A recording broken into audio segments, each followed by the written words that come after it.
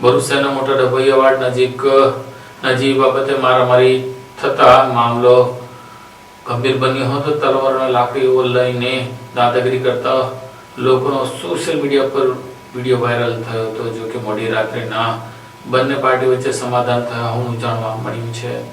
ભરૂચ શહેરના મોટા ડભોઈયાવાડ વિસ્તારમાં ગત રાત્રિના સમયે જાહેરમાં નજીવી બાબતે ઝઘડો થતા જાહેરમાં હથિયાર સાથે કેટલાક લોકો ફરતા નજરે પડ્યા હતા, જે અંગે કેમેરામાં કેદ થયેલો વિડીયો સોશિયલ મીડિયા ઉપર વાયરલ થયો હતો। ભરૂચ શહેરના મોટા ડભોઈયાવાડ વિસ્તારમાં એક શખ્સ દ્વારા જાહેરમાં તલવાર અને લાકડાના સપાટા સાથે દાદાગીરી કરતો વિડીયો આવ્યો હોવાનું સોશિયલ મીડિયા ઉપર જાહેર થયું છે। વાયરલ થયેલા વિડીયોમાં શખ્સ કાયદાનો કોઈ ભય ન હોય તે રીતે ખુલ્લેઆમ હથિયાર સાથે બેફામ હરકત કરતા જોવા મળ્યો હતો।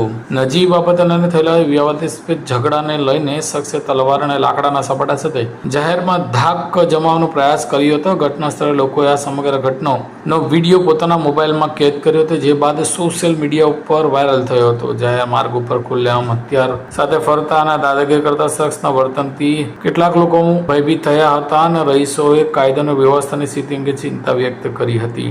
જો કે આ વિડીયો પોલીસ સુધી પહોંચ્યો હતો। તે દરમિયાન બંને પાર્ટી તરફથી ઝઘડો થયો હતો। તેઓ મોડી રાત્રિ સુધી પોલીસ મથક સુધી પહોંચ્યા હતા અને ત્યાં પહોંચીને બંને વચ્ચે સમાધાન થયું હોવાનું પણ જાણવા મળ્યું છે।